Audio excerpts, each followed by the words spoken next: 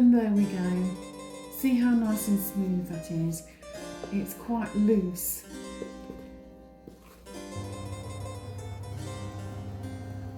They're perfect. It will make quite a good dessert. And the rosewater isn't too strong. That's gorgeous. What do you think of the batter? I think it's really nice. It's light.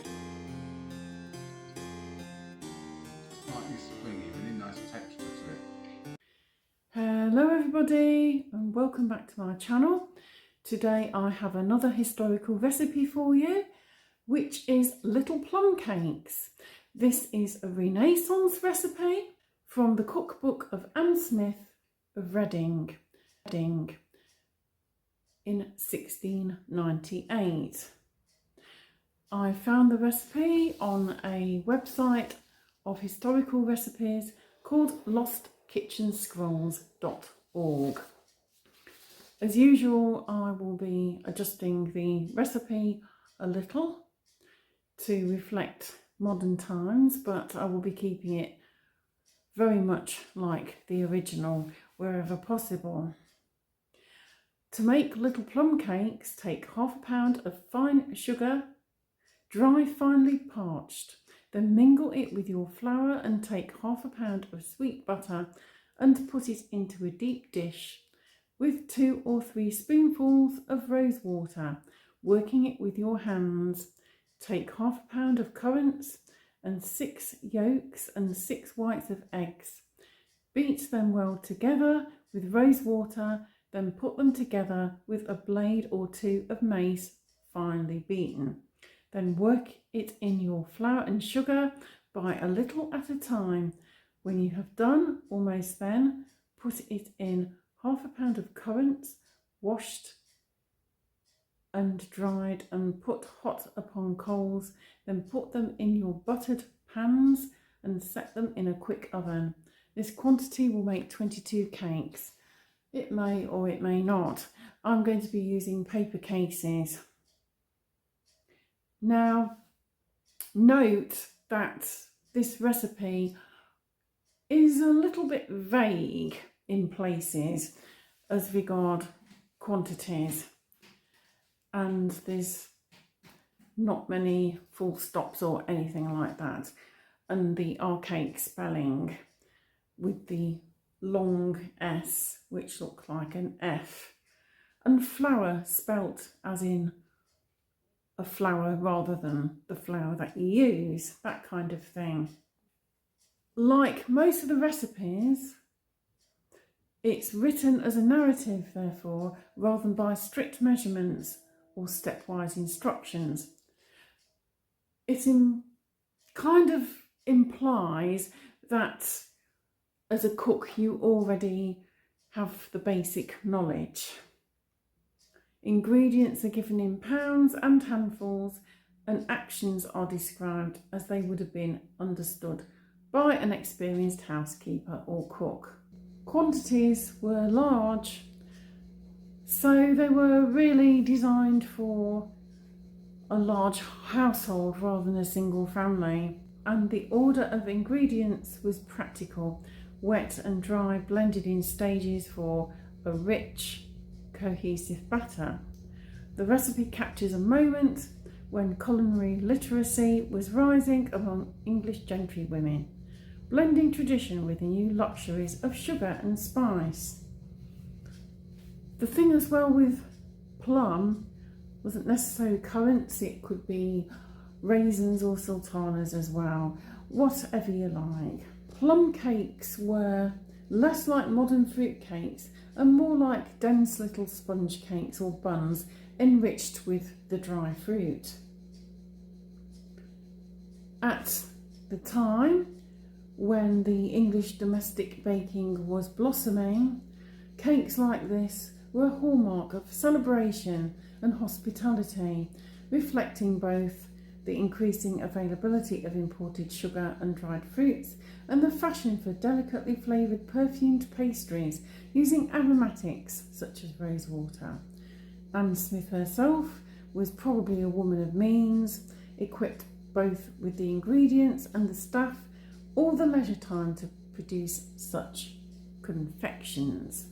In 1698, the baker would have used a large earthenware or wooden mixing bowl in order to work the butter. Hands as the main tool for creaming and kneading, whereas these days we might use a wooden spoon or even a whisk. And finely woven sieves for sifting flour and sugar. Eggs would be beaten with a fork or a small whisk. Currants were washed and dried, possibly before an open fire. Mace, which is the outside of a nutmeg, would need grinding in a mortar and pestle. The cakes would be baked in small round pans, very much like today's tart or muffin tins, all buttered generously because there weren't anything like paper cases in those days. Coals on the hearth provided the quick oven, which would have been managed either in a brick oven or before a freestanding range, with ash and embers carefully arranged for even heat. I'm going to be using a muffin tin, but I'm going to be lining it with paper cases. I'm also using half the quantities given in the recipe, and I am going to use the oven rather than anything coal-fired because I don't have anything coal-fired. I don't have a range either. And I'm going to be using raisins. So let's get started. The first thing to do is to put 115 grams of caster sugar into a bowl. Now, the original recipe says fine granulated sugar, which is what they mean by caster sugar.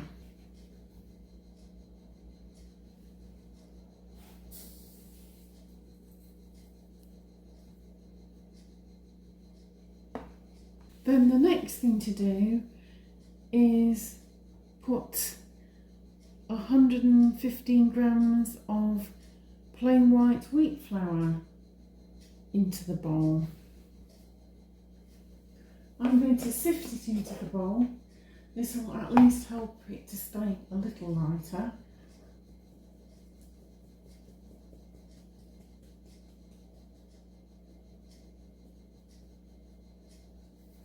So there we have dry ingredients. Then I have 115 grams of softened butter. And then the recipe calls for the half quantity between 1 and 1.5 tablespoons of rosewater.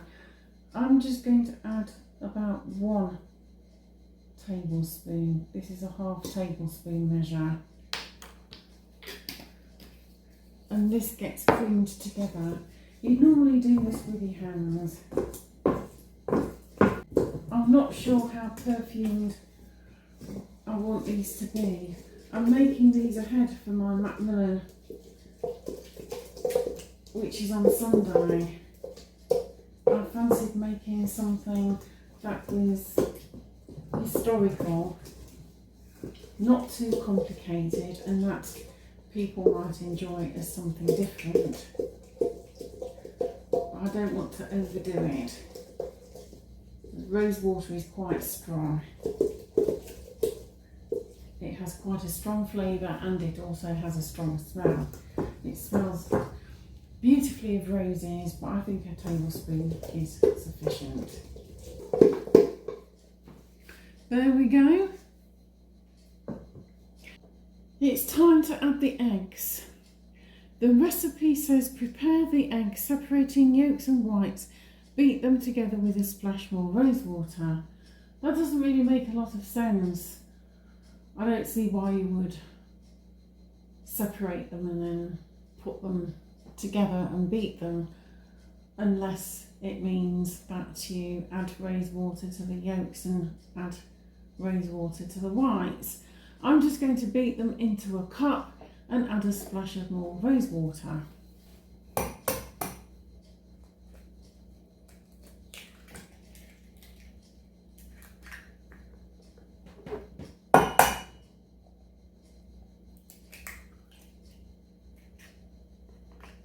these are farmers.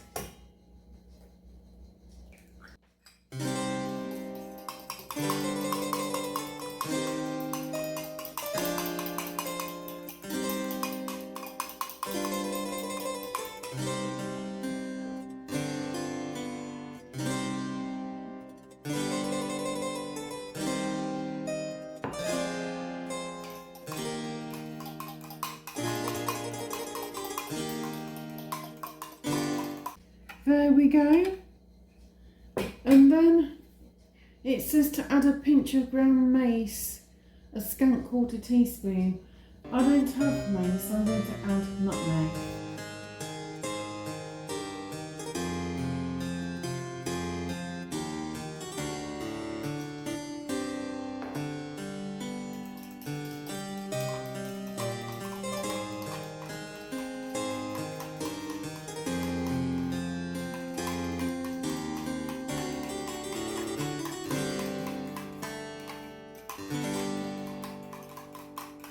There we are, that's really well beaten.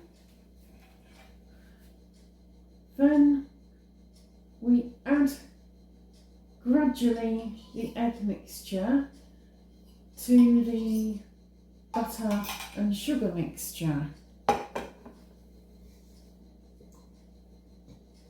Just gently until all of that is combined.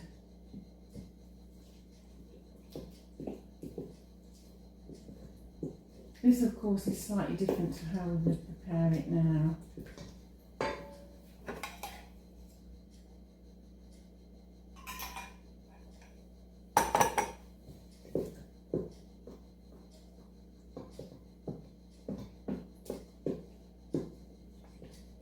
It's still looking separated, but what we do now is add the sugar and the flour mixture to this separated mixture gradually and combine everything well until a nice smooth batter forms.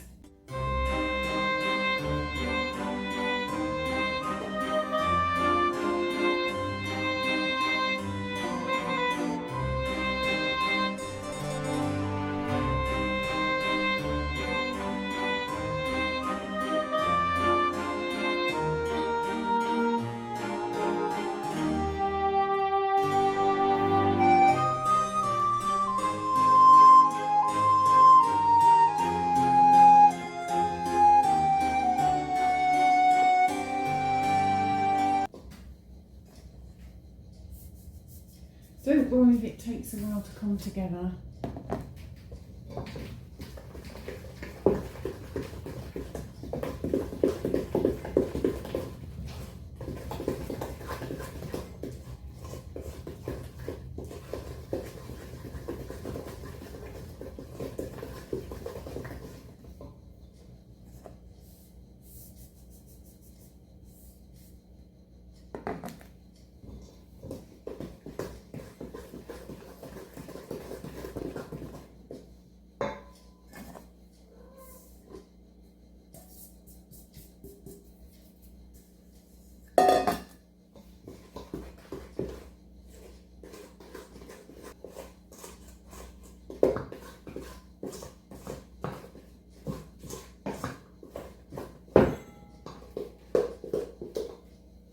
And there we go. See how nice and smooth that is. It's quite loose, but that's a good batter. And here I've weighed out 115 grams of raisins. They get added to the big bowl and stir those round gently until everything is combined. And now it's time to fill the muffin tin. I only have the one muffin pan. I'll have to do them in batches. Now originally you'd butter the inside of each aperture, but these days we have paper cases and that's what I'm going to use. I've set the oven to 200 Celsius, which is 400 Fahrenheit or gas mark 6, because these cakes need to be done in a hot oven. I'm not sure how little is, but these are quite small. So I'm going to use these. They're very pretty.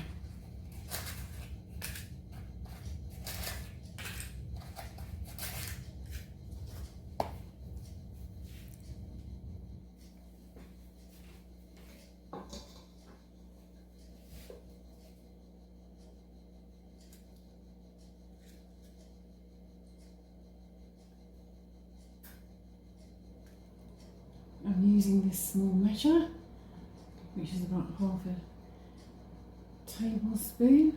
So we're going for about 1.5 tablespoons in each.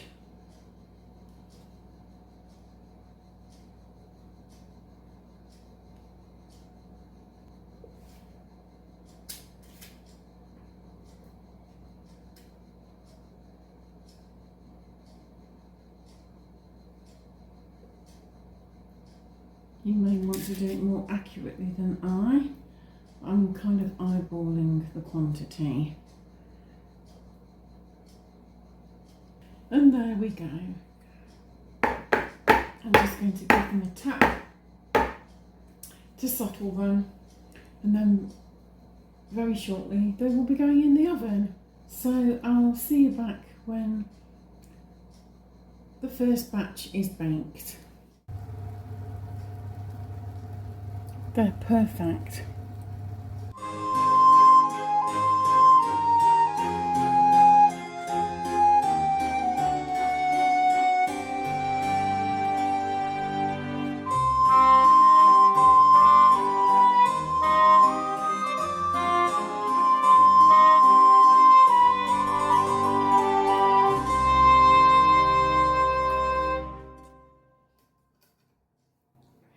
So they're going to cool, and now I'm going to bake the rest.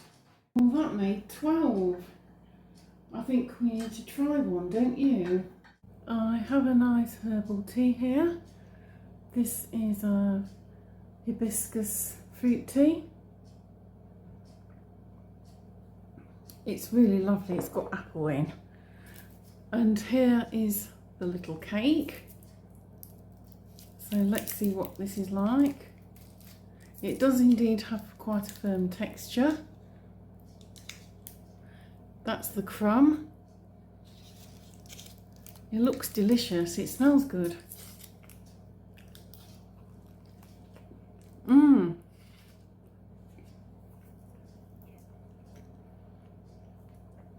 It's very similar to a pancake batter.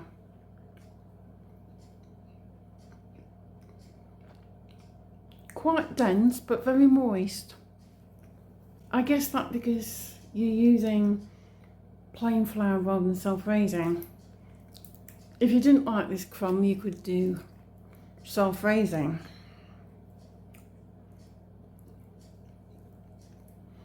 It will make quite a good dessert.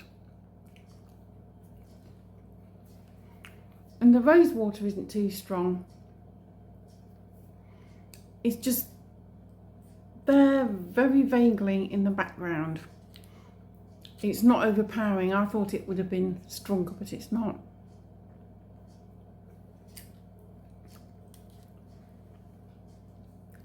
Plenty of fruit in there. It might actually be quite a good variation on scones.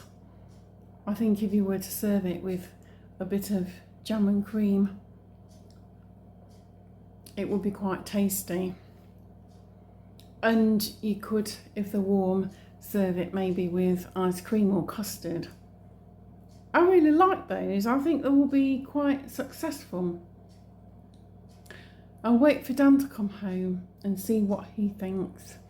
But if you enjoyed this video, please give it a like. Please comment. What do you think of this recipe?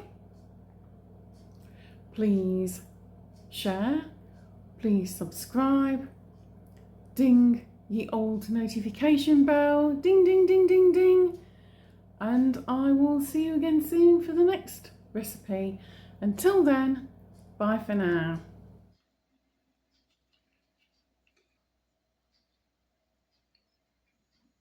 That was gorgeous. What do you think of the batter? I think it's really nice. It's light, slightly springy, really nice texture to it. Do you think it's a bit like pancake mix, just It is a bit. slightly? It reminds me of sort of a sponge pudding. Yes, It's like that's what I spotted thought. dish. Yes. So you like that? Mm. Well, that's a recipe from 1698, babe. What score would you give that? 11. You love it? Yeah, 11. Oh, happy days.